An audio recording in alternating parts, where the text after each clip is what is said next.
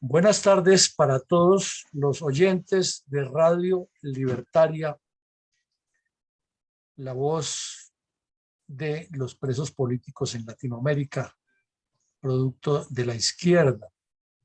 Les habla desde Medellín el señor coronel Iván González Urán y desde Bogotá, Colombia, el teniente coronel Luis Alberto Villamarín Pulido.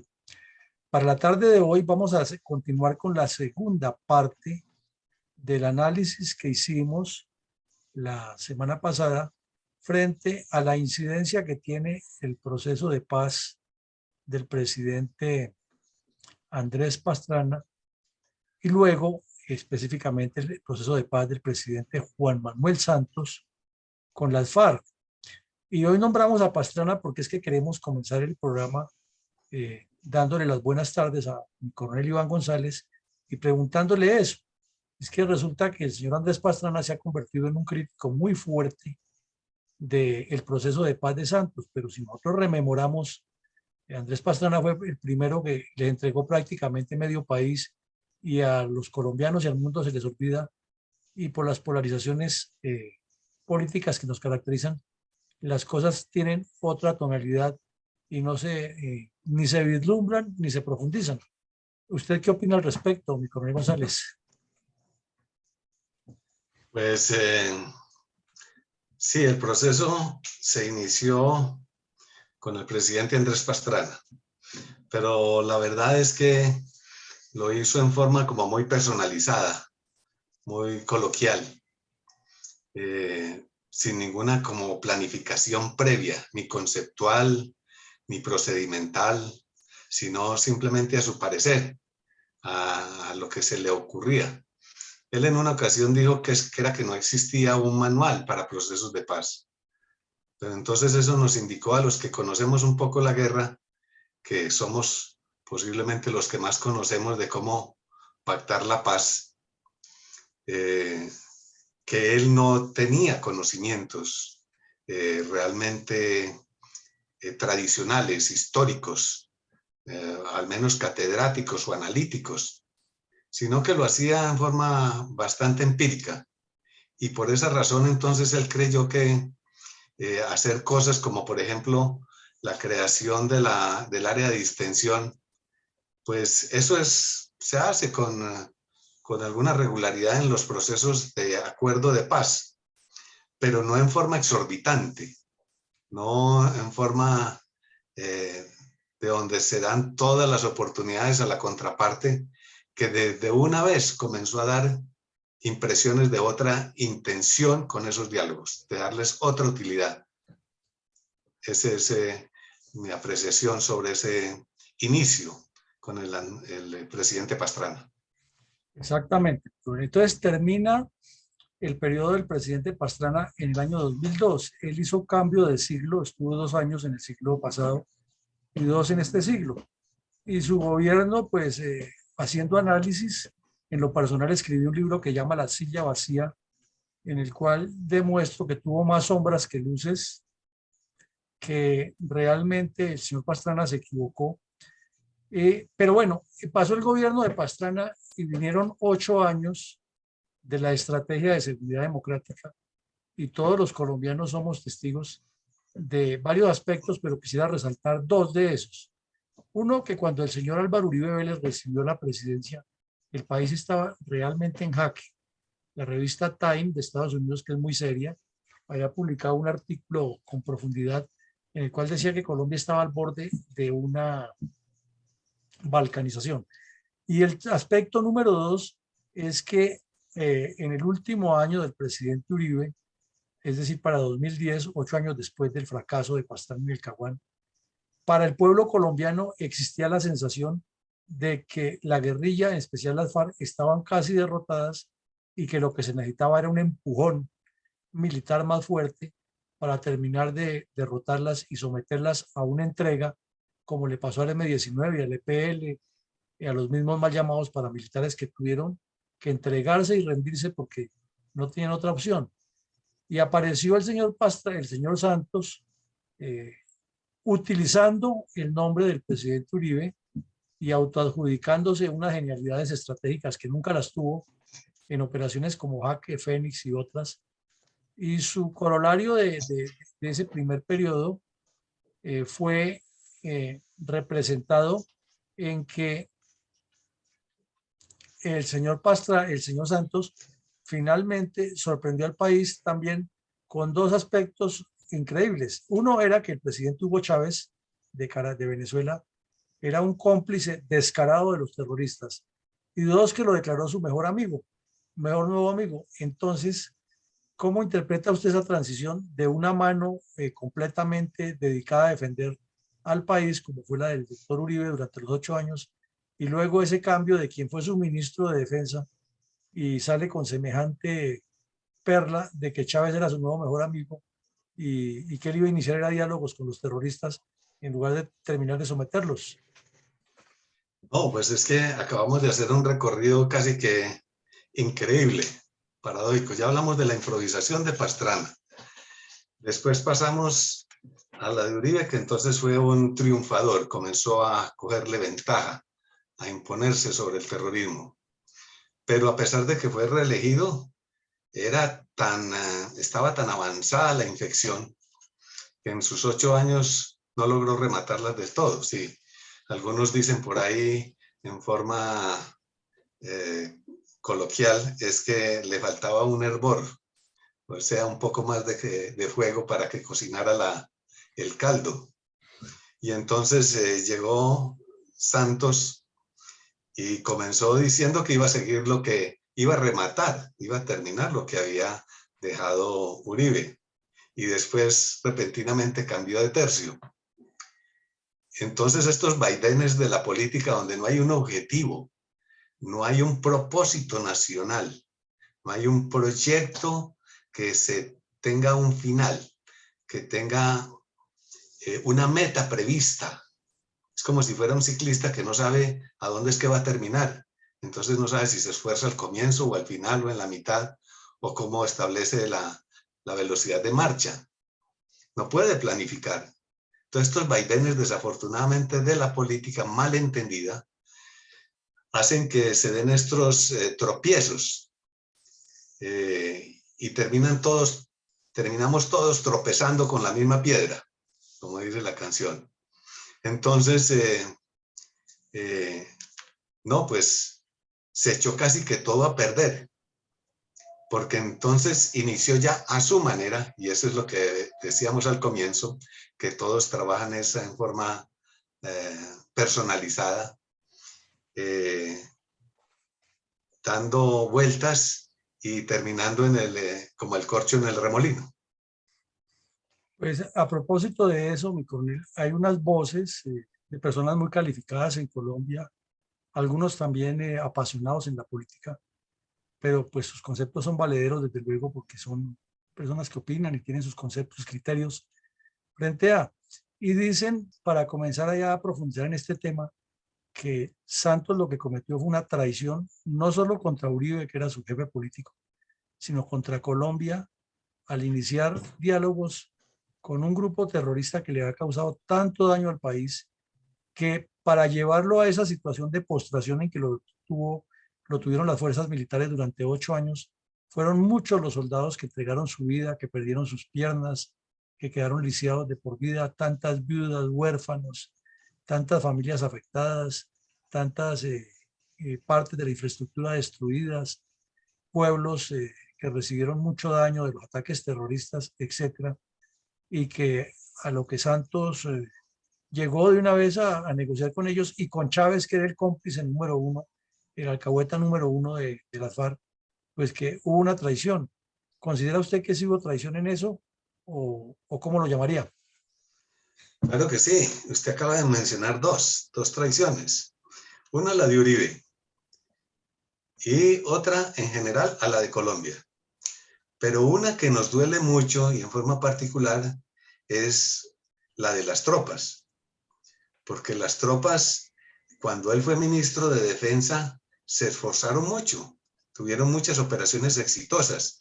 De por sí, estábamos en el final del gobierno de Uribe, que precisamente, como acabamos de decir, ya estaba a punto de que el terrorismo fuera sometido.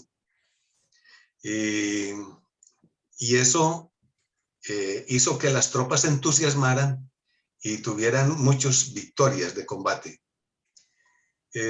Tanto que, inclusive dentro de las mismas filas, cuando ya Santos se retiró del ministerio para lanzarse a la candidatura a la presidencia, entre las filas se comentaba de que ellos precisamente entonces eran los que le habían dado la fama y el prestigio con su esfuerzo y su sacrificio para que lo más seguro iba a ser presidente, como realmente lo fue. Era tanto el prestigio que había ganado con la entrega de las tropas, que dijeron, no, pues, si esto es lo que ha hecho de ministro, pues, ¿cuánto no más hará de presidente? Y así fue. Llegó a la presidencia, pero infortunadamente dio la vuelta. Entonces, todos esos años de dedicación y de empeño de tantos soldados, tantos suboficiales y tantos oficiales, se fueron enfriando, se fueron calmando. Y eso fue visto entonces también como traición, pero una traición ya todavía extremadamente grave, porque fue entonces la del presidente. Y como nuestros políticos no saben diferenciar entre la persona y el cargo, entonces, se supone que el señor presidente nunca traiciona a sus tropas, pero el que sí lo representa, sí las traiciona, entonces bastante duda o duda razonable comienzan a tener del señor presidente, porque nuestros políticos no saben que son pasajeros, son momentáneos, casuales, en un cargo. Pero el cargo es siempre eterno, es continuo, no cambia. El señor presidente siempre es el presidente y las tropas siempre piensan es en el señor presidente, no en quien ni siquiera, si respetan y lógicamente acatan y aprecian al ciudadano que ha sido nombrado para ocupar el cargo y se le obedece. Especialmente nuestras fuerzas armadas son muy democráticas, como lo han demostrado y ya lo hemos dicho mucho. Pero siempre están pensando es en la Constitución, en la patria, en la nación, en su ejército y en la gloria. Entonces, de tal manera que esos son conceptos culturales y doctrinales militares que nunca cambian, son persistentes. Bueno, mi coronel, a propósito de lo que usted dice ahora, al señor Santos le ha preguntado varias veces, pues en distintos escenarios le han hecho la misma pregunta, ¿no? Que por qué él actuó de esa manera y que se interpreta como una traición. Y él muy hábilmente ha salido diciendo, no, yo recibí la presidencia en agosto del 2010 y en septiembre del 2010 se dio de baja el Mono Jojoy. Y un año después se dio de baja Cano y ahí fue cuando las FARC se vieron obligadas a negociar. Las FARC dicen por su parte, no, pues el Mono Jojoy y Cano sabían que estaban en la guerra y que esa es una de las posibilidades que hay. Y el pueblo colombiano, en esencia, dice pues que no le creen ni a uno ni a otro, sino que fue un oportunismo y que hubo un engaño. ¿Cómo articular esas tres versiones para tratar de buscar como la más adecuada posible desde su óptica, mi coronel? No, siempre existirá la posibilidad de encontrar un concepto y adaptarlo de tal manera que parezca muy creíble. Y para al menos, si al menos no conceder la razón, al menos atenuarla o quedar en tablas, como se dice en ajedrez. Y siempre existirá esa posibilidad. Pero quienes están en el tablero, el peón, el alfil, el caballo, la torre, y se están moviendo, esos son los que realmente saben lo que está pasando y ven el teatro de las operaciones. Cualquier otra cosa que vea el rey desde su altura, pues sí, tiene un panorama, digamos, puede tener un panorama estratégico si ese rey es de pensamiento estratégico y dirige las tropas en forma estratégica. Pero cuando todas las figuras del tablero comienzan a ver que no existe ni esa visión, ni esa conducción, de los asuntos que ellos observan y palpan y viven en el terreno de la guerra, entonces tienen mucha razón para comenzar a dudar. Perfecto. Entonces, creo que ahí empata con la siguiente pregunta que te voy a hacer. Es que las tropas o las fuerzas militares de Colombia, como supongo que son las del mundo, pero hablo por las que conozco, que son las de Colombia, tenemos un ADN y no entendemos otra visión distinta a que si estamos en una lucha y hay un evento o un grupo humano afectado, pues partimos del principio que ese grupo está de este lado y que las personas que van a interactuar con nuestro cuerpo armado van a tener los mismos conceptos. Y ahí viene el primer problema que le veo. Es que el primer ministro de Defensa del señor Santos, quien le acolitó esa idea peregrina de iniciar de una vez a hablar con las FARC y con Chávez, inclusive con el ELN, se llama Rodrigo Rivera. Y este personaje tuvo una contradicción permanente con los miembros de las reservas, a quienes miraba era como un problema y haciéndoles un poco de jugadas politiqueras para negar los derechos legítimos de las reservas, nunca atendió. Y un día tuvo el descaro en una citación que le hicieron en el Congreso de la República, el hermano del reciente candidato a la presidencia, Enrique Gómez, le hizo una citación al Congreso para que explicara por qué no resolvía unos problemas de bienestar tanto de los activos como los retirados. Y la respuesta más insensata que dio este caballero, Rodrigo Rivera, es que los militares no tienen por qué reclamar ninguna prebenda, porque para eso tienen casinos y clubes militares y que fuera de eso los condecoran, como si con eso resolvieran los problemas de la alimentación de la familia y del estudio de los hijos. Entonces, eso causó muy mal impacto y Santos se vio obligado a renovar, relevar ese ministro y a poner a otro que resultó peor todavía, que fue el señor Villegas. Entonces, ante esa falta de visión estratégica, como lo menciona usted, y esa falta de lealtad, preciso en el momento que se comenzaban los diálogos, ¿cómo supondría o cómo supondría usted que las FARC interpretaron semejante mensaje o esa carga de profundidad contra los que lo habían llevado al cargo? Porque usted lo explicó muy bien, lo han llevado al cargo, fueron las fuerzas militares las que lo pusieron en el cargo, y luego que las traiciona de esa manera. ¿Qué lectura cree usted que le dieron las FARC a ese gesto de debilidad y de traición? Una gran ventaja política y una gran oportunidad que nunca la desaprovechan. Porque cuando hay dicotomía entre la política y la milicia, es imposible sostener un conflicto. Porque la política y sus líderes políticos son la expresión del pensamiento del pueblo. Y lógicamente que la milicia también provenimos del pueblo, somos del pueblo, nacemos en el pueblo y vivimos todo el tiempo en el pueblo. Pero por principio democrático, siempre la milicia está supeditada a la voluntad política que, como hemos dicho, es la voz del pueblo. Si eso no existe, esa conexión, ese enlace, ese eslabonamiento entre esos dos principios fundamentales, es imposible que se pueda tener una conducción firme y definida de un conflicto. Eso nunca ha existido. El éxito del Imperio Romano fue eso, que el Senado siempre estaba del lado del ejército romano y las tropas romanas sabían que iban al África o iban a las Galias o a la Iberia, etcétera, etcétera, donde fuera necesario, porque iban bajo la voluntad del Senado romano. Eso es histórico, de tal manera que entonces salir con estas cursilerías de que quizás hay una exageración de peticiones por parte de las tropas, pues hay que ver entonces cuál es el nivel de entrega y dedicación de esas tropas.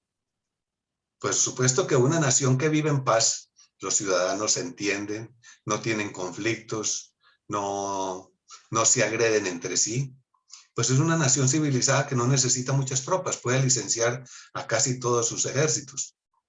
y los puede enviar inclusive al área productiva de esa misma nación, a cultivar, a la industria, a comerciar, a darle vitalidad al poder económico de esa nación. Y cuando sea necesario, pues regresan otra vez a las filas para proteger esa riqueza y ese progreso de una amenaza, interna o externa.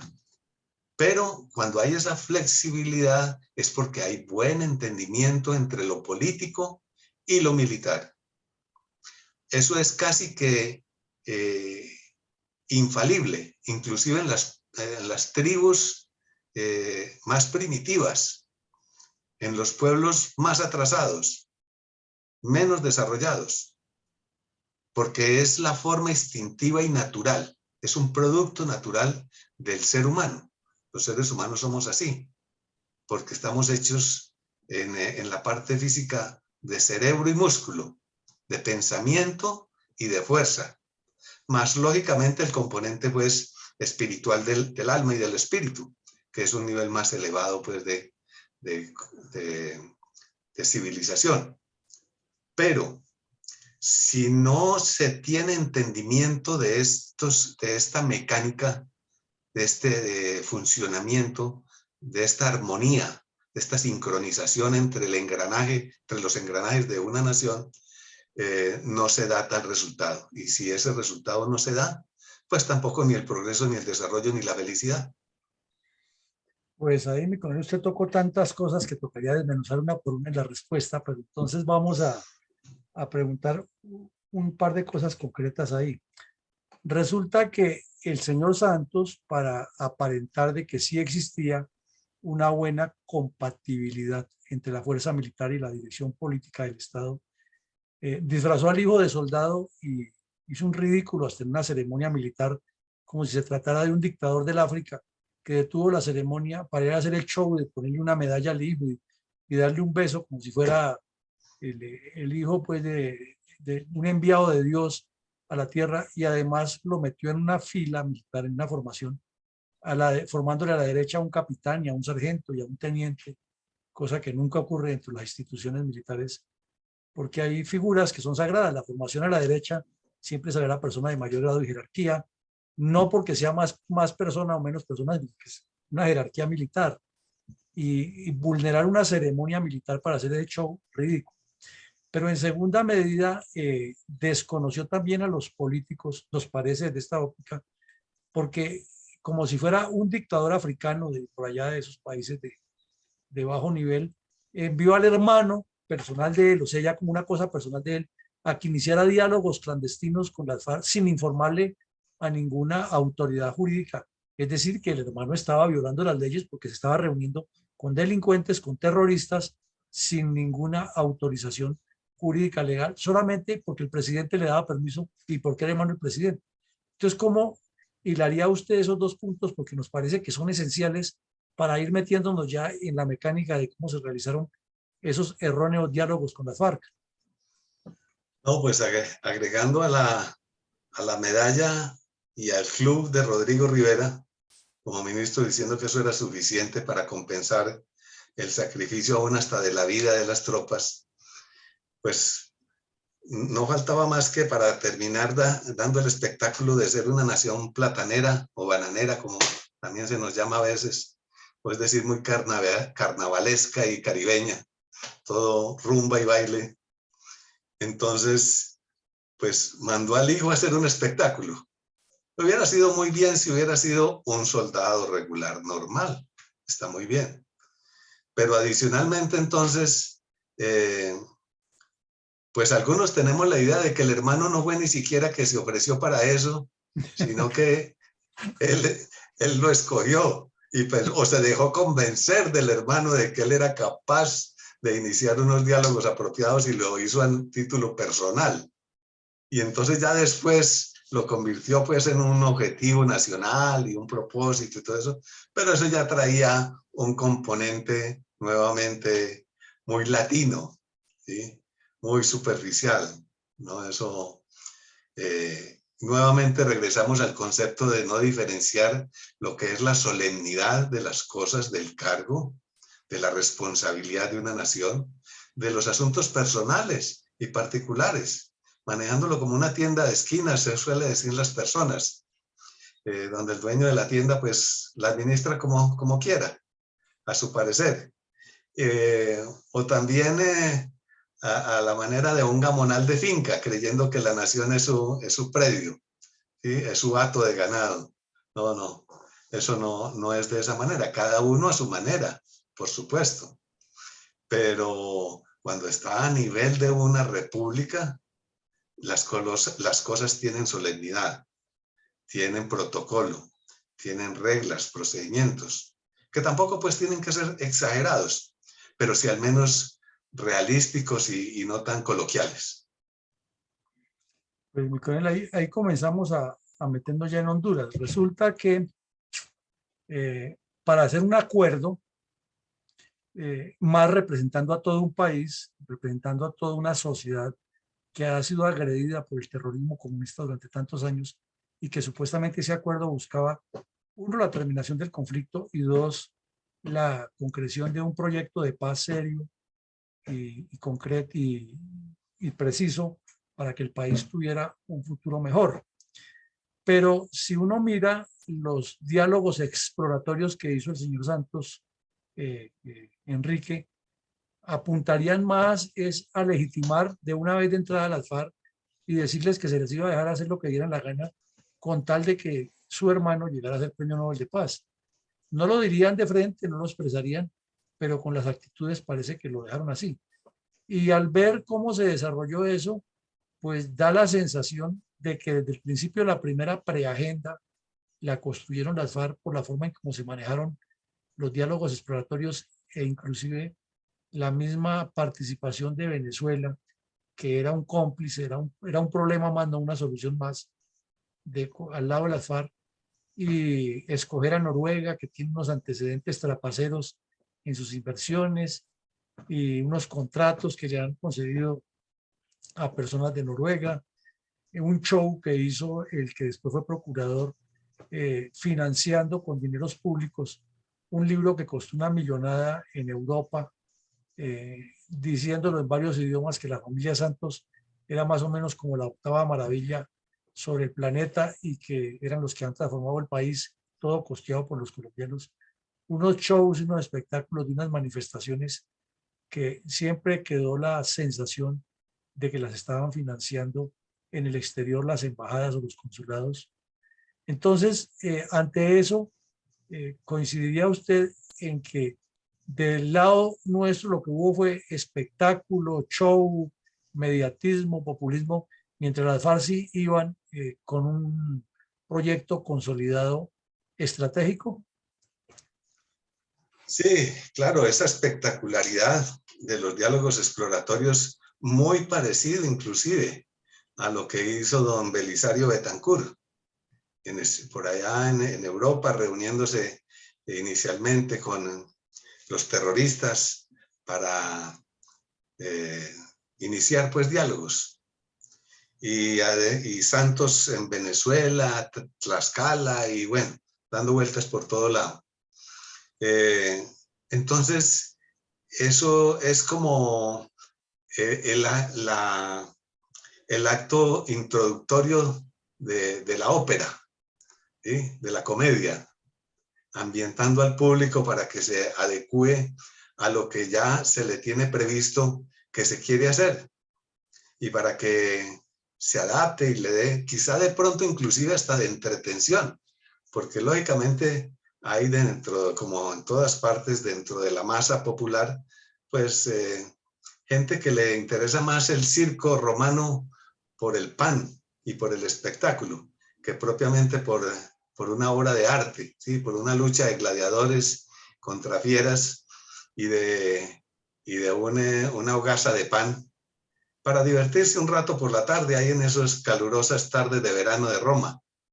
Entonces, pero ya después todo el mundo comienza a pensar, no, es que es un gran emperador, porque está distrayendo al pueblo y sacándolo de sus necesidades y de sus esfuerzos por sobrevivir.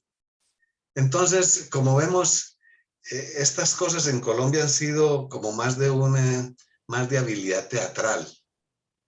de libretos peliculescos, que propiamente de una cosa seria y bien fundamentada. Y lógicamente las FARC, que conocen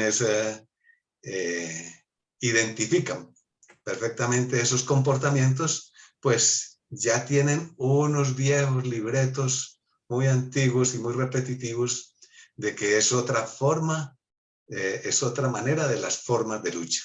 Para ellos no es un deseo de mejoramiento, de progreso, de beneficio social, como dicen decirlo, o decían al comienzo, porque ya se les cayó el telón.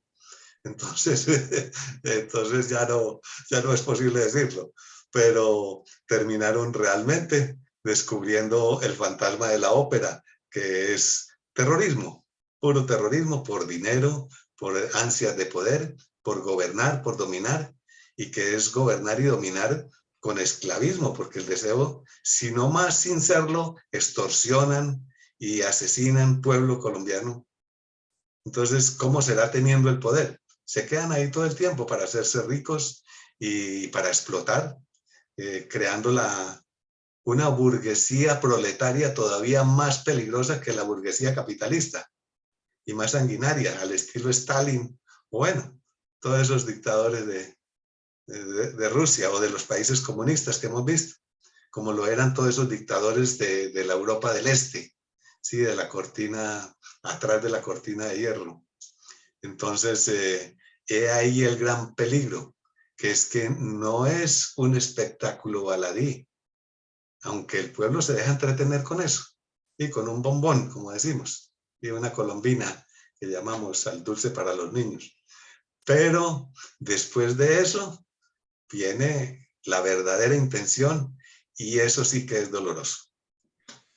Mi coronel, ya el tiempo, como siempre, es nuestro peor enemigo, pero vamos en el último punto, los últimos 5 minutos que nos quedan aquí, para hablar de una persona, o mejor, de unos criterios estratégicos de un hecho y de una persona y de sus resultados. Entonces, el criterio estratégico es que el maestro Sun Tzu, que es como el creador de la guerra, dijo que si usted conoce a su adversario y se conoce a usted mismo, 100 batallas suyas. Si usted conoce a sí mismo y no conoce a su adversario, 50 y 50. Pero si no conoce ninguno de los dos, ahí sí está perdido en todas las batallas que enfrente. Y por su lado, el general Douglas MacArthur dijo que en la guerra la victoria no tiene sustituto. Resulta que las FARC, ese es el hecho, las FARC consideran que la negociación de paz es parte de la guerra, como usted lo explicó ahora, es una más de la combinación de formas de lucha, no es un fin, es un medio para seguir en su proyecto de la toma del poder. Y ahí viene el caso, que teniendo en cuenta esos dos elementos, había una persona que es el doctor Humberto de la Calle, un doctor, jurista, muy sabedor de muchas jurisprudencias y con señalamientos de tener mucho dinero en los Panama Papers, paralelo a eso. Este señor ya había tenido un fracaso estruendoso en conducción de un proceso de paz con la coordinadora guerrillera Simón Bolívar en Caracas y en Tlaxcala. Fue muy pobre su desempeño, no logró nada. Los terroristas de los tres grupos ELN, FARC y EPL le dieron la vuelta y sin embargo el señor Santos lo puso nuevamente ahí. Entonces esa sería la primera parte, si fue acertado o no acertado colocarlo. Y lo segundo es que al revisar ya ese pacto, ese documento farragoso de 310 páginas, sumándole las que los supuestos líderes de la derecha le colocaron en las 297, indicaría que fue todo un fracaso geopolítico para el país y que no hubo una claridad. Entonces, ¿cómo interpreta usted la gestión del señor de la Calle y sus resultados, teniendo en cuenta los puntos del conocimiento del adversario y de su ejercicio anterior que ha sido nefasto como mediador de paz? Ese antecedente era más que suficiente para que no hubiera sido tenido en cuenta para una segunda oportunidad, porque lógicamente es igual que las democracias donde hay reelección. que muchos dicen que es mala y otros dicen que es buena. Es las dos cosas. Pues es mala si se va a reelegir a un incompetente que demostró no ser hábil para gobernar, pero es muy buena si se va a repetir el que tiene esa destreza y se descubrió. Pues aquí, entonces, ¿era bueno o malo que se eligiera el señor de la calle? De acuerdo a sus antecedentes, y sus antecedentes no eran precisamente los más brillantes. Entonces, ahí fue otro error. Pero es que no, ni siquiera reconocemos la experiencia de la historia inmediata, de la historia próxima, de la que estamos construyendo y viviendo cada día. Y entonces, si eso no se identifica, pues se cometen errores. Pero por los antecedentes no debió haber sido considerado, porque precisamente cayó en el último punto de Sun Tzu, que si no se conocía ni a sí mismo ni al enemigo, pues estaba perdido, porque sí, pero que al menos hubiera estado en la mitad, sí, conociéndose, no conociendo al enemigo, pero conociéndose a sí mismo, pero es que el señor de la calle demostró que no, ni siquiera eso. Entonces no fue apto, no fue adecuado. Y claro, pues también nuevamente ya lo conocía el enemigo sí lo conocía a él. Entonces aprovechó todo el potencial para hacerle las exigencias y hacerle las imposiciones, y sobre todo no se dio cuenta que esos diálogos tan largos, tan extensos, eran precisamente para lo que siempre hemos dicho: reforzamiento de su propia capacidad bélica, por un lado. Por otro lado, agotamiento de la contraparte, ¿sí? Para cogerlo por cansancio.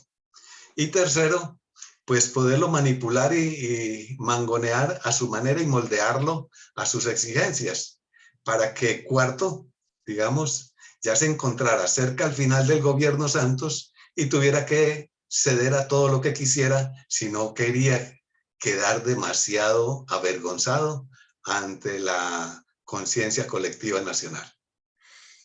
Pues, mi coronel, yo creo que hoy en esta estructura estratégica de las conversaciones, en esta segunda entrega, nos hemos adentrado en una cantidad de temas que van a ser de mucho análisis por nuestros oyentes y que seguirán aportándonos herramientas lógicas para analizar eso. Entonces los invitamos, mi coronel, con su venia, el próximo miércoles a seguir con este programa. Vamos a la tercera parte del análisis estratégico de los diálogos de paz del presidente Santos con las FARC, para que nos quede a todos claro que no se trata de apasionarse y descalificarlo, sino que hay una realidad que le pedimos a usted que en un minuto nos la concrete ya para la despedida. Por mi parte, muchísimas gracias a todos los oyentes y un feliz tarde y resto de semana para todos. Gracias, mi coronel. Pues creo que le hemos tratado de darle un panorama sencillo, pedagógico, fácil de entender, porque inclusive muchos colombianos aquí decían, pero ¿para qué tienen que ir a La Habana y por allá a Noruega y a Europa si ese es un asunto que lo arreglamos aquí en una mesa de cafetería? Y nos sentamos, charlamos el asunto un rato y ya llegamos al acuerdo y terminamos el negocio. Pero no se dieron cuenta que los estaban pues llevando a una novela casi que de Dostoyevsky y de hermanos Karamazov por allá eterna, un conflicto pues psicológico y social terriblemente interminable, ¿sí? Y como si fuera también una al estilo de Los Miserables. Pero yo creo que los oyentes, con esta forma fácil de comprender toda una cosa, un pleito que duró mucho tiempo, varios años, no se le hace difícil para tener concepto de lo que es la democracia, lo que es la geopolítica, que es muy importante dentro de la democracia, para que puedan escoger a sus gobernantes, ya que estamos en periodo de escogencia de gobernantes, y para que los oyentes del extranjero también lo tomen como ejemplo y aprendan de nuestros errores. Pues mi coronel, muchísimas gracias. Entonces les deseamos una feliz tarde y los invitamos como siempre a que todos los días a las 6 de la tarde escuchen nuestros conversatorios en la Fundación Excelencia, Liderazgo y Transformación. Feliz tarde, mi coronel, y feliz tarde para todos. Gracias igualmente para todos. Felicidades.